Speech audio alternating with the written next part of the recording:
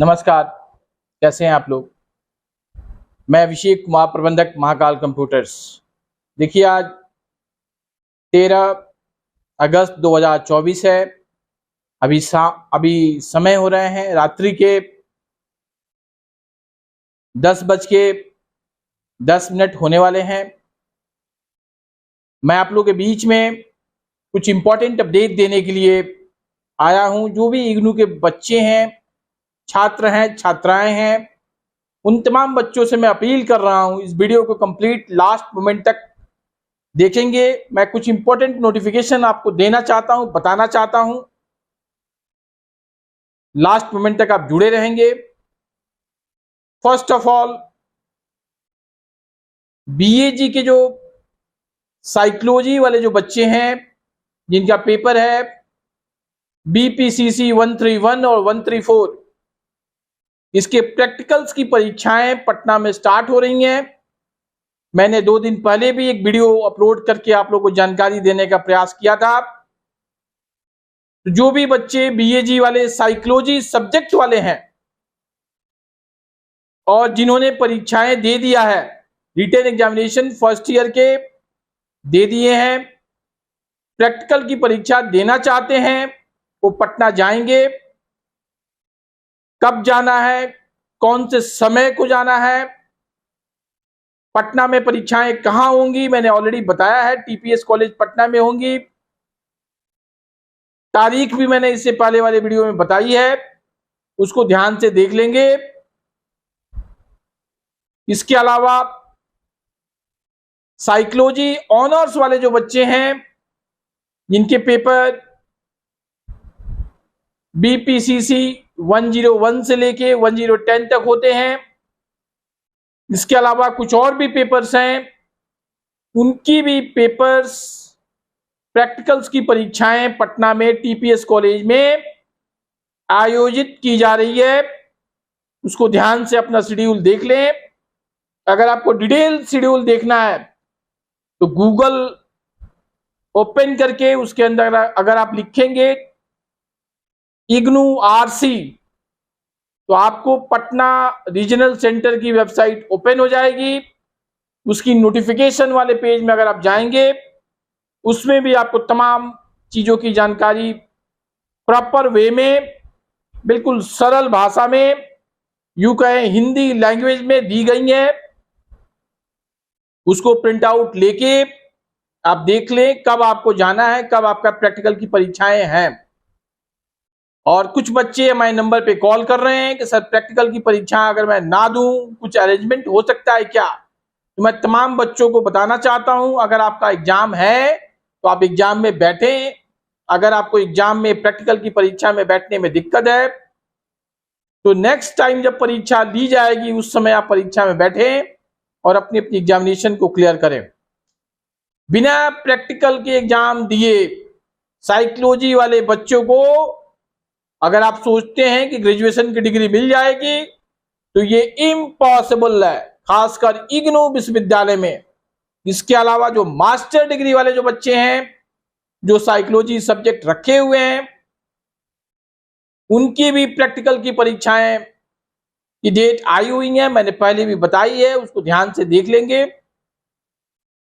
इसके अलावा जो तमाम बच्चे हैं जो इग्नू विश्वविद्यालय से जुड़ के अपना नया एडमिशन कराना चाहते हैं, जो भी तमाम बच्चे हैं, सिवान के हों, छपरा के हों, हाजीपुर के हों, सोनपुर के हों, उनको मैं बताना चाहता हूं कल 14 अगस्त 2024 लास्ट डेट है फ्रेश एडमिशन लेने के, यानी नया एडमिशन लेने का कल लास्ट डेट है। जो भी बच्चे एडमिशन लेना चाहते हैं, BA, BCom, BSc, BCA, BBA, MA, MCom, MCA, MLIS यानी master in library science, bachelor in library science, master in education, PGDCA, इसके अलावा master in mass communication, bachelor in mass communication, इन तमाम कोर्सेस में admission यानी दाखिला लेने का कल अंतिम तिथि है।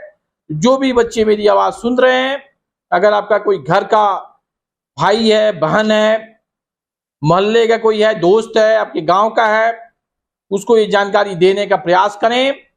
मैं आपको फोर्स या आपको सुझाव इसलिए दे रहा हूं इग्नू विश्वविद्यालय से जुड़ने के लिए कि आपको पता है कि सिवान, छपरा, गोपालगंज में एक ही विश्वविद्यालय कार्यरत है, उसका नाम है जेपी यूनिवर्सिटी।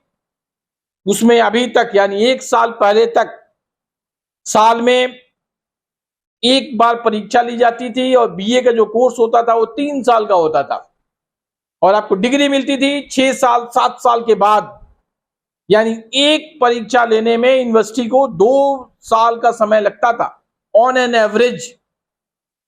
अब क्या हो गया है, अब बीए, बीकॉम, बीएससी यानी ग्रेजुएशन का जो डिग्री है ये 4 साल का बना दिया गया है। भारत सरकार का जो नई शिक्षा नीति लागू की गई है 2024 में, उसमें जो नई शिक्षा नीति आई है, अब हर सेमेस्टर के बाद आपको परीक्षा देनी होती है और जेपी यूनिवर्सिटी में यही सिस्टम इंप्लीमेंट किया गया है।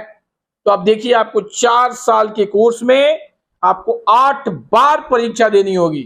तो सोचिए, संसाधन वही है, शिक्षक वही है, क्लर्क वही है। तो जो एक परीक्षा लेने में पहले 2 साल को यूनिवर्सिटी को टाइम लगता था, अब सोचिए 8 बार परीक्षा आयोजित अगर यूनिवर्सिटी करेगी तो कितना समय लगेगा।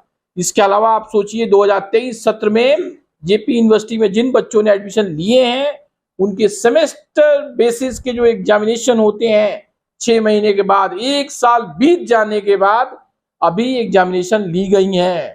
तो सोचिए सेशन कितना पीछे होगा जेपी यूनिवर्सिटी का। उससे आप बचें। हमारे यहाँ साल में 1 बार परीक्षा ली जाती है और सबसे बड़ी बात है, अगर आप परीक्षा से वंचित हो जाते हैं, परीक्षा नहीं दे पाते हैं, तब भी आपका सेकेंड ईयर में एडमिशन हो जाएगा। अगर आप सेकेंड ईयर का भी परीक्षा नहीं देंगे तो थर्ड ईयर का एडमिशन ले लेते हैं। तो थर्ड ईयर में जब भी आप जाएंगे तो first year, second year, third year एक साथ 3 साल का परीक्षा आप आराम से बैठ के परीक्षा उत्तीर्ण कर सकते हैं और अपनी डिग्री प्राप्त कर सकते हैं। ये फैसिलिटी मुझे नहीं लगता है किसी दूसरे यूनिवर्सिटी में है।